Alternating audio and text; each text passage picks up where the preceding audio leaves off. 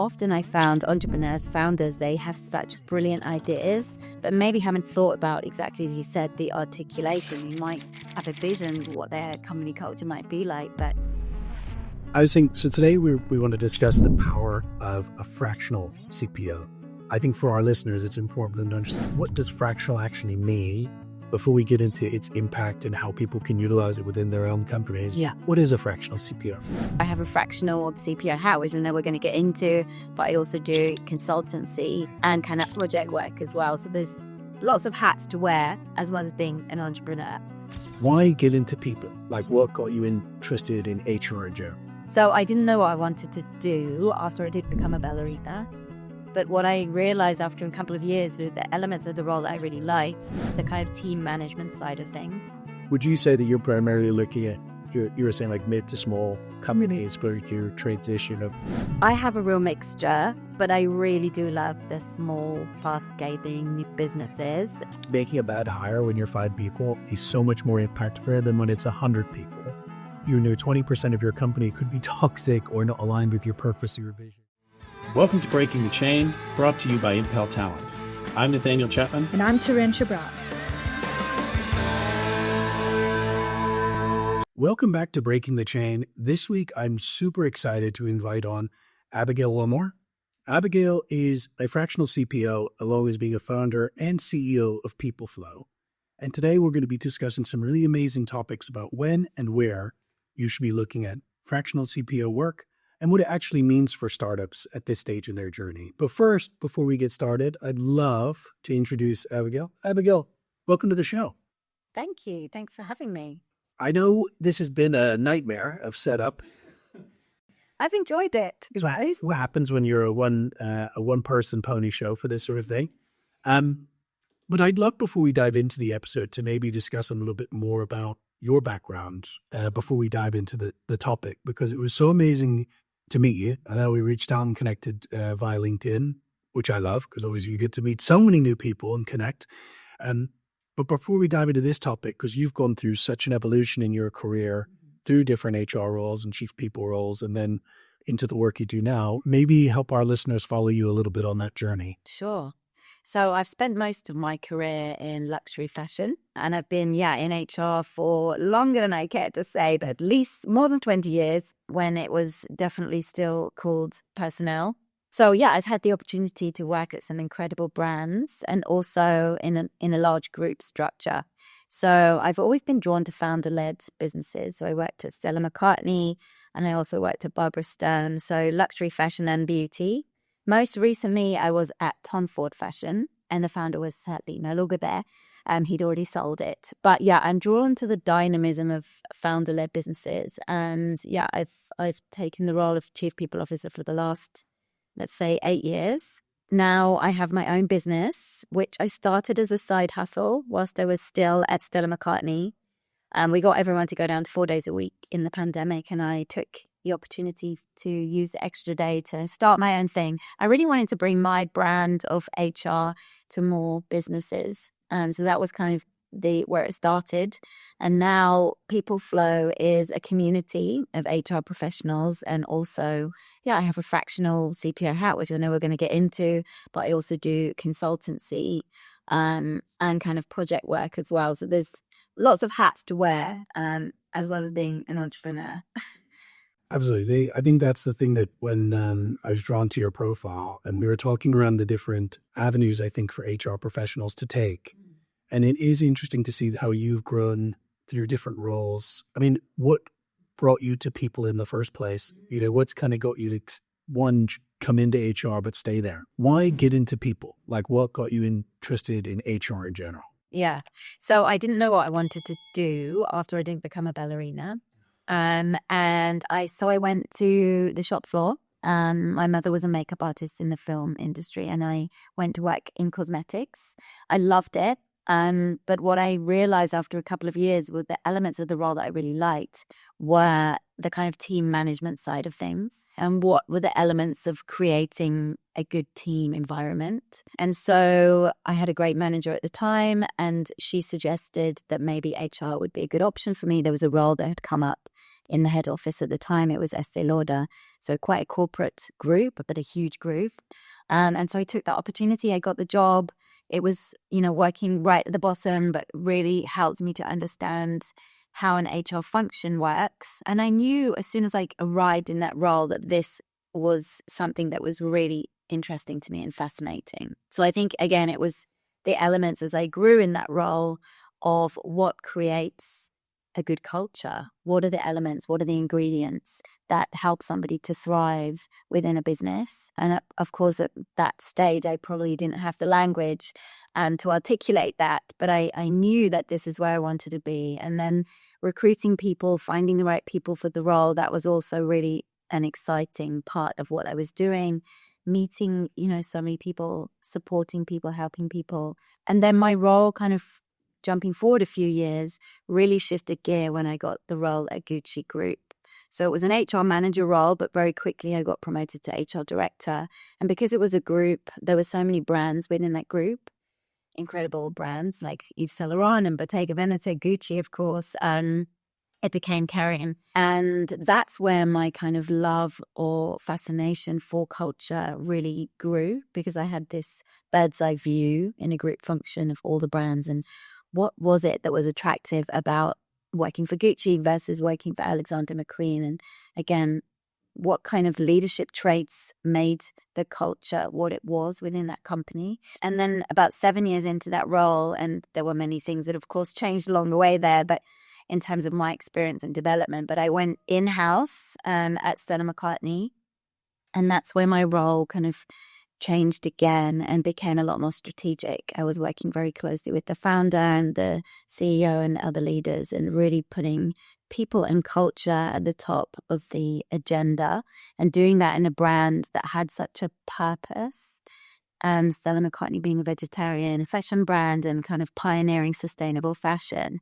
It was a dream job to create and help to support an environment and a culture that was going to help to drive that mission.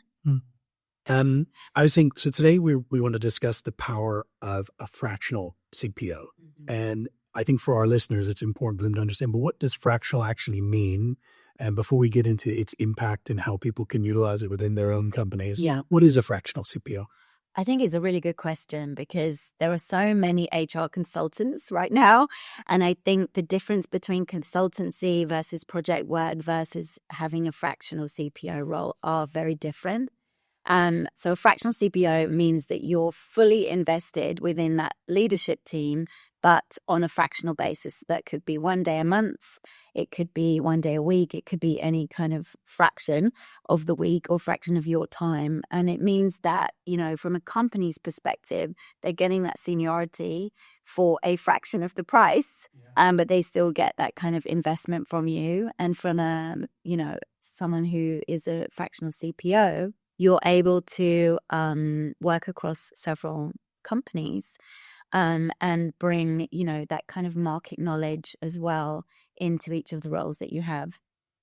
That's very interesting. And when we were starting to explore the topic a little bit more, you were saying it's kind of a new thing for it, because you certainly have heard of fractional CFOs, and we've certainly seen people take on different expertise. But now, what would be the benefit to a company of looking at somebody as a fractional people officer? Yeah, I think that the employee voice has become so much louder in the last decade, and is now recognized that it is critical to think about and shape your culture, and be able to retain people and be able to attract the best talent in the market. So I think those things have become so critically important today. They were always important, but I think there's so much more understanding about what that means now, that having a fractional voice in that, from whatever stage really you're building your business, maybe even as soon as you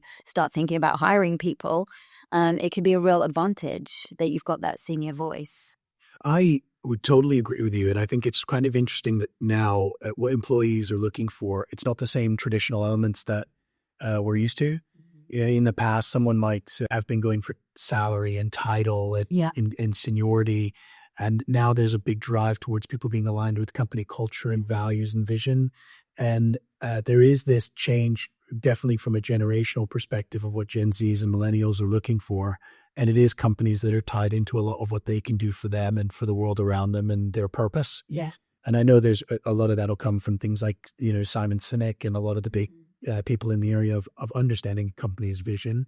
But I also think it's just the world that we live in today that people do want to be involved in an organization that they understand. And sometimes if you have a good idea or product, you need to understand what you exist for, what problem you're trying to solve, and be able to articulate that and motivate people and bring them along with you on that journey, even from a size of 10 people or, even as soon as you start to hire your first person, as you said.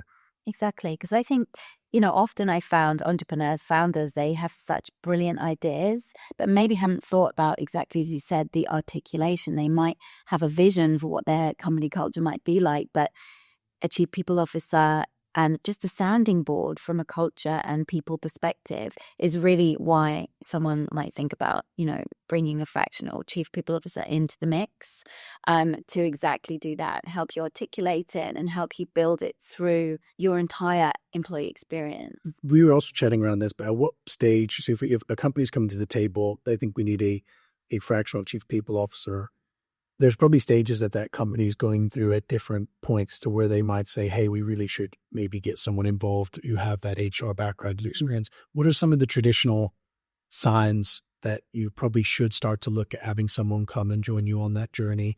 We mentioned one of the milestones of being maybe around 40 to 50 people is when they might have a permanent HR hire. But I think, and we've discussed this prior to the show about people being like, well, I need to hire an HR person or I need to hire this, but they're not really sure the milestones of when they need to put what in place. Yeah. What's maybe, I know that it's going to be different for each business, but there might be some basic roadmap pieces that if someone's listening today, they'd go, all right, this is probably okay to have someone 1 day a week or 5 days, Yes. Any thoughts? I mean, I think if you are thinking about even sometimes your first hire, you might want to speak to someone that has got that seniority of working with small to medium scale up organizations and someone that maybe has also worked at a larger organization. So you can even just discuss that role. So that probably isn't going to be your permanent fractional CPO. But again, you could have that kind of conversation really early on when you're thinking about even that first hire. But definitely what's more common is when people do get to around 5 to 10 people that they start thinking, okay, we need to have some of the basics in place, some of the foundations. And of course, there are, many foundations that are compliance related that you don't necessarily need a chief people officer for. But it is at that stage that you want to start thinking about, but actually, are these foundations speaking the language that we want to put out there from an employee experience perspective or from an attraction perspective? So even from that very early stage of thinking in that way, you can start to build your foundations with your future kind of growth plan in place. Some of the startups we work with, both from a funding perspective and support and just from a coaching and mentoring element, it's interesting that I think making a bad hire when you're 5 people is so much more impactful than when it's 100 people. Absolutely. So your 20% of your company could be toxic or not aligned with your purpose or your vision. And you also are dealing with very limited resources.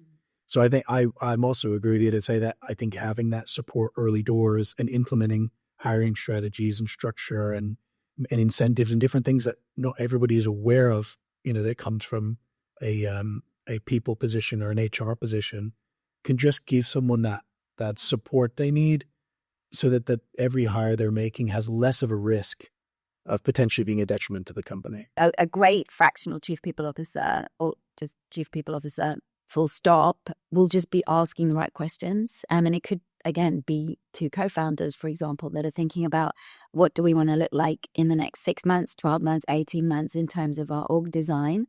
Even that kind of conversation, it can happen with the coach, it can happen with the other business leaders. But if you have that kind of people and culture angle, then I think I would say that. But I think it's really valuable. So do I. And we were chatting around again. Sometimes people might think, all right, we need to hire an HR. And I've seen certain startups and businesses that have grown to 100, 200 people who've hired 1 person in HR, 2 people in HR. Yes. And they're usually quite junior, or they're individuals that have come in at a stage where they needed that skill and they've been expected to grow the business. Yeah. And the reality is they may not have the skills or expertise that that company needs, and they're kind of learning on the fly. And I find that a lot of these smaller companies, as they start to scale, start to have some real serious challenges and conflict and issues that, the founders and sometimes even the leadership team are not equipped to handle. Yeah. So by bringing in someone a bit more senior, even if it's for less time per week or supporting the initial HR group, it doesn't mean that you're spending hard-earned money too quickly on positions that, yes, are really important, but you have to balance the books and you have to determine, like, is this person in innovation or in sales more important at this stage? Yes. And the argument is like, well, what can you do with the resources you have? Because every time you take something away from the core product in the startup or VC-backed world, it's resources that you need. You're not initially going to see a return on investment on, or at least not apparently. There is obviously loads of benefits. So it's hard to maybe balance those two items of knowing, okay, when to pull the trigger on this, but bringing someone who's come with that experience probably acts as more of a mentor to the business and as a fractional CPO. Yeah.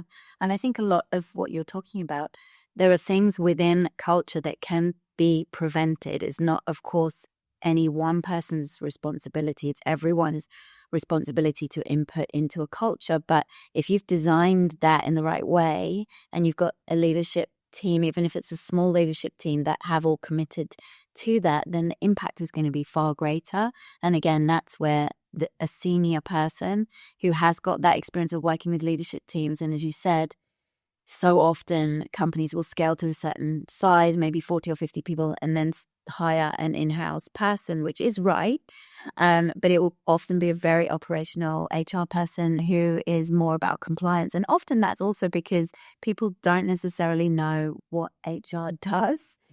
And I certainly have noticed that as I've set up my own business and become a consultant, and I'm talking to more and more businesses, it's just really common that kind of old adage of, oh, you do the hiring and firing is just what's known out there. And okay, we want to pay people and we don't want to get sued. Fine. That is, of course, a very important element of what an HR person can do. But yeah, I think the crafting of the right designed organization for the right size at the scale that you want to grow to, and crafting your culture are way more valuable. And you may not be able to put an exact figure to that return on investment, but for sure it will be preventing things from happening. You're preaching to the choir, because I think we, as a leadership development company, we sit with a lot of businesses and we are adamant that it's the right time to invest in your people now. And actually, when you don't have the money or the resources that some of the larger competitors can have, really understanding where someone is on their development journey and how you can support them on that journey is really critical. And actually, it's a huge retention tool. I mean, we talk around things that people are looking for in 2026 and 2025. It was development and culture. So, I think those are things that, and we were chatting about this because I get locked in this in my own business, where sometimes we're so focused on the day-to-day that we forget the impact of the one-to-ones, the development plans, the structure. I mean, hell, we've been developing onboarding plans, and there's like 3 different versions. Plus, T's onboarding plan's way better than mine because I'm just not an organized person. But you realize the impact of that, like having someone standardize an onboarding plan so someone can have the best chance of success. Let's say it reduces the chances that you're going to lose your employee by 15%. Yes. Just because they've met people, they've been brought on board properly, they've been given proper training. Those things add up over time and they add significant value to the business. Yeah. Although it is very difficult to justify saying, well, we need someone to be working full time on this. And that's probably a bit of the element of the fractional. This is what I need to work on now, or this is what's important at this stage, and putting in some of those basic principles. Yeah.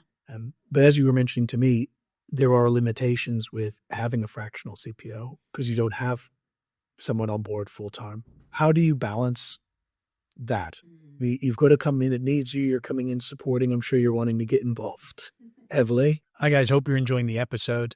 Just a quick announcement. We're launching Impel Connect, our new private community for ambitious professionals and forward-thinking organizations. It's a space to learn, share, and grow with curated content, peer learning, leadership development, and real human connection. And we're giving early access to just 100 people and listeners in our network. Founding members will get a free month's entry, exclusive content, onboarding support, and a say in shaping the actual platform, and special perks like discounted membership and invite-only events. If you want in, join the waiting list at impeltalent.com/connect. Once the 100 spots are gone, they're gone. And you'll actually get in early, getting free early access to the beta form of the platform, while also getting access to these exclusive benefits. So what are you waiting for? Go onto our website, check out more information, and I'll see you on the platform in January.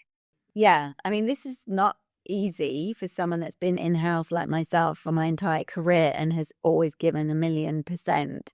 It's a different, it's a different take on work when you're in a fractional capacity and you still want to, of course, give your best to that client.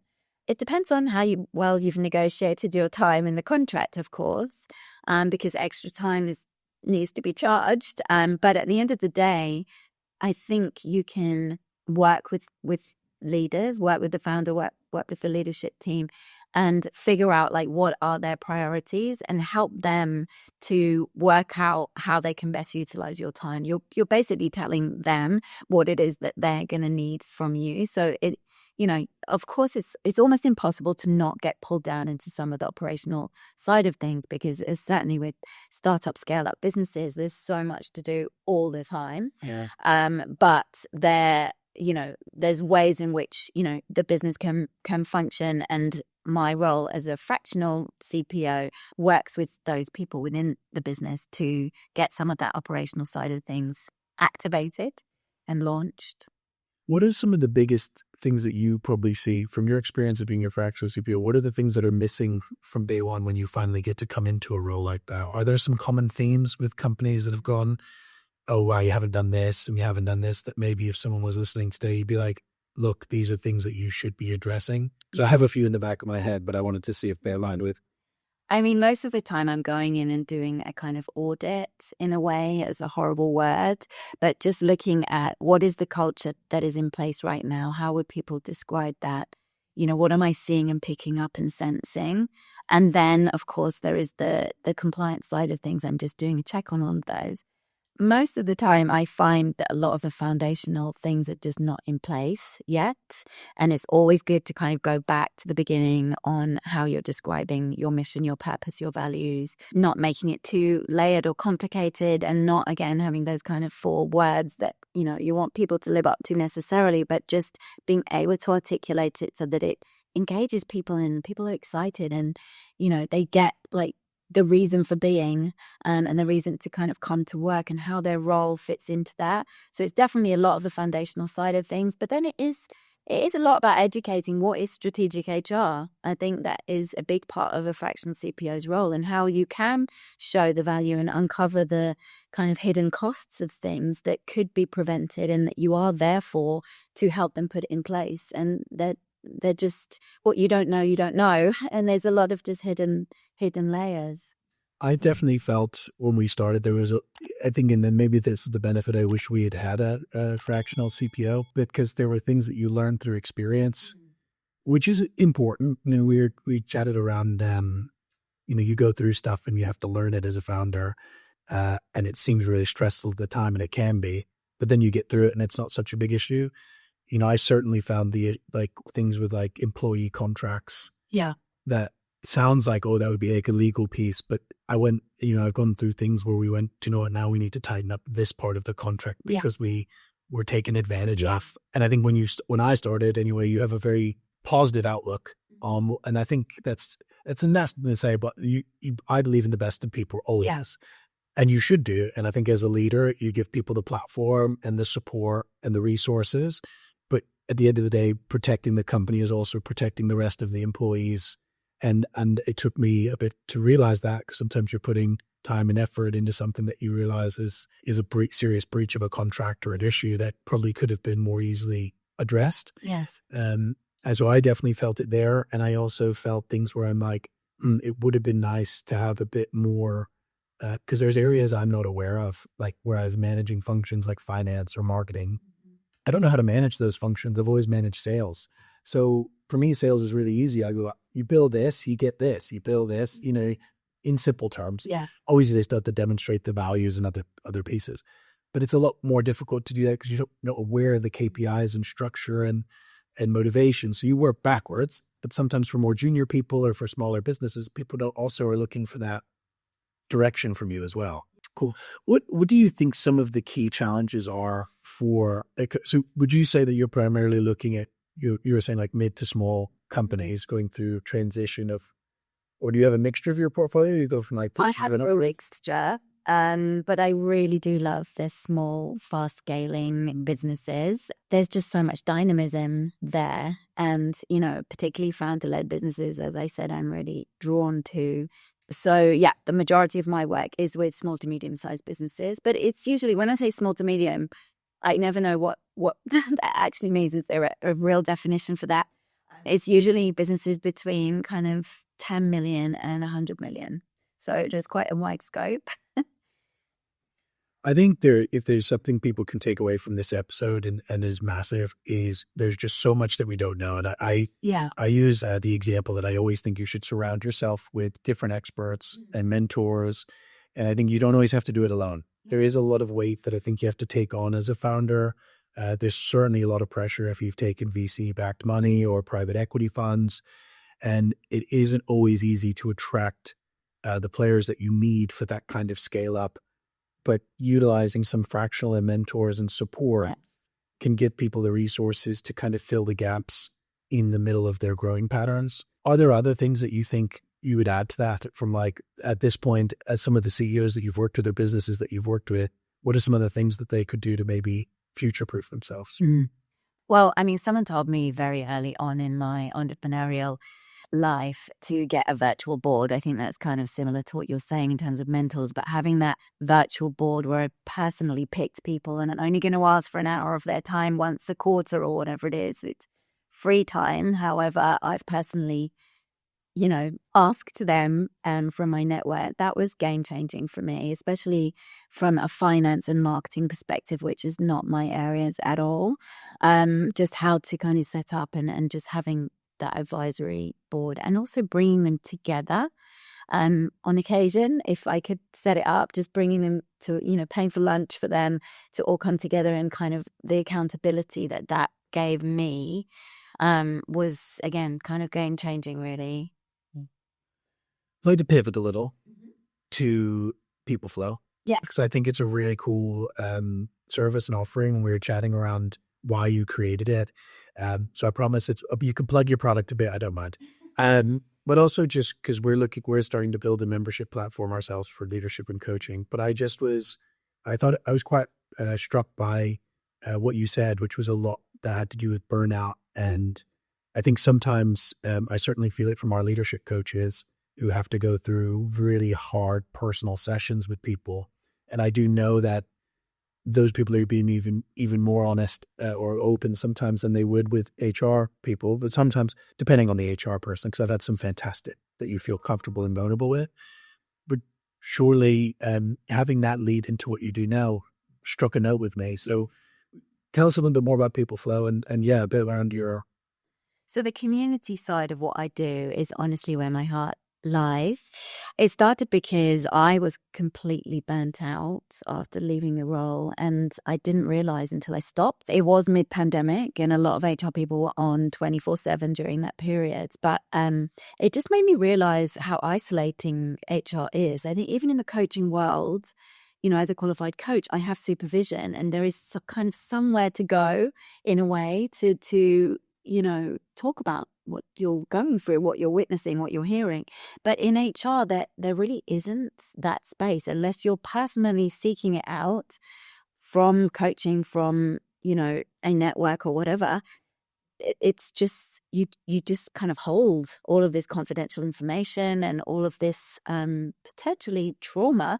And certainly the organization's trauma or health, let's say, you're holding a lot of that. And so I went through this period of burnout and I started to host breakfast events for HR people, just asking them how they are, how they're looking after themselves, and just realizing, wow, we're really not in a great place from a collective resilience perspective as a profession. And I really wanted to do something about that. So that's where it started a few years ago now. And now we host much bigger events, always with an element of well-being. Well-being can still have a bit of a fluffy connotation, but I'm talking about healing and holistic healing in its biggest sense. And yet a lot of our events now are also focused on what is the future of HR, what is the future of work, what is the best, combination of ingredients for workplace culture to thrive today and in the future. So it's kind of shifted a little bit from just focusing on our collective well-being, but it's still very much focused there because there still isn't anything that you can find. And apart from People Flow, no, there are other great networks. There are amazing, networks out there. But what I found was that they tend to be more focused on how we can be even better at our jobs and less about how do we get through what we need to get through and still be okay with ourselves. I find, I think most people get into HR for the right reasons. Do you know what I mean? People want to work with people and support people. And I do think that you're stuck between a rock and a hard place because you're given direction and strategy from a company, which could mean layoffs here. Yeah. You're not good. There's stuff that's not at play. I know I'm pivoting the episode a little bit, but it's only because I've realized again from witnessing there is the want and the need from HR groups to drive a certain outcome or cultural shift or change of values or whatever. And sometimes it can feel like you're a bit hamstrung because of people's connotations with, or a lack of trust and risk that comes with how they seen the organization act before, especially shareholder-driven businesses, because at the end of the day, but a lot of that gets operated on shareholder value. So it's then hard to be like, well, be vulnerable and be open with us, and then you're still dealing with people's emotions, having had to really go down to a decision that ultimately lied with people, further up the ladder. So I think it's amazing to have a community for people like that, because I think people really don't and not only understand what you probably have taken on board from those things, but realizing that there's a balancing act between what's supposed to be right for the company and right for the person. Because I think there are certain times where you're going to have to let someone go or departments have to go. And if it was survival of the company and survival of everyone around you, people could rationalize that. Yes. I think the bigger challenge is now, okay, did that just add a couple points to the stock price? Yeah. And I don't think we're seeing and that is why if you ask yourself why values and vision, why Gen Z and millennials are asking a lot more around the overall purpose. See, I did link it somehow. I do think it resonates with people when they're like, well, I want to know how you're going to act in these situations. Yeah. How you act in those situations will allow me to realize if you really live these values. Absolutely. And that is a really hard line to find the balance within, and it is a difficult role. And I think even HR didn't know until, these last 5 years, really, when so much more, it's never been more okay to not be okay at work. And so even that has had an added weight in a way to what, what is expected of the role of HR today.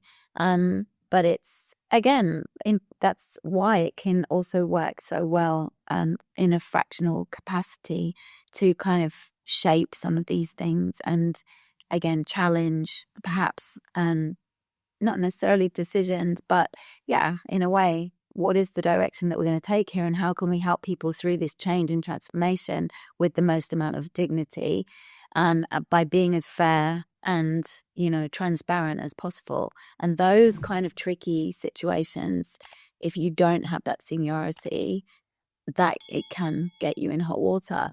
Especially in the last 5 years, as you mentioned, I mean, we've gone through things like pandemic, remote-based working, bringing people back to the office. Like, the modern working environment is so much different than it was 10 to 15 years ago. And even the inclusion of my millennials and then Gen Z and Del Frey, I remember the way that people were talking generationally about millennials, and now millennials are now speaking about Gen Z, but people are growing up in different environments and work environments are shifting. Yeah. And even now with AI and some of the bigger topics of like offshoring and, there was a survey done of the top Fortune 500 CDOs. And last year in 2025, it was ranked that leadership was their biggest worry about growth and leadership. And in the last year, for this next upcoming year, they're more worried about they're 60% less confident. So 60% of CEOs are less confident in their ability to deliver the profits that they promise their shareholder, which is why you see a lot of organizations shifting towards AI and offshoring, which is hard decisions to communicate to your employees. So I think because of these shifts that have happened so often, fairly often HR feels the brunt of it or has to take the brunt of the emotional challenge. Absolutely. And I think, again, it's the first time perhaps that, I don't know, maybe every generation says this, but it feels like you can't see around the corner in a way that just wasn't the case before, simply because of the speed of change in technology.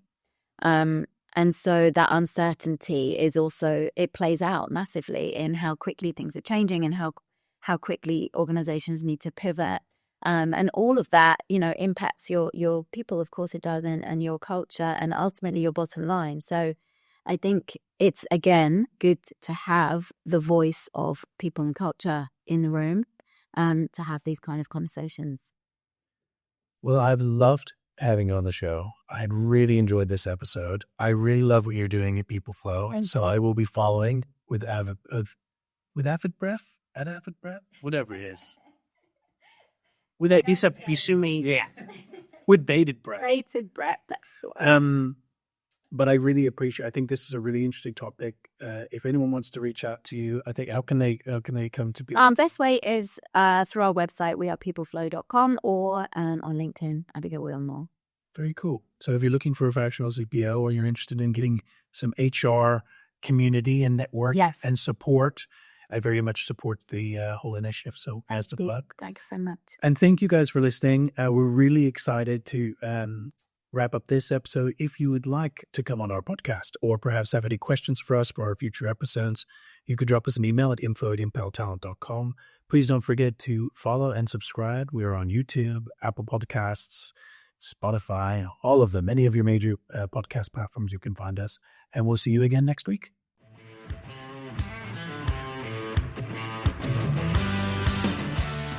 Thank you so much for joining us for our latest episode of Breaking the Chain. If you'd like to see more episodes, you can check us out online at www.impeltalent.com/podcast. And if you'd like to perhaps put a question into us or be featured on one of our next episodes, you can email us at info@impeltalent.com. Thank you for tuning in and see you next week.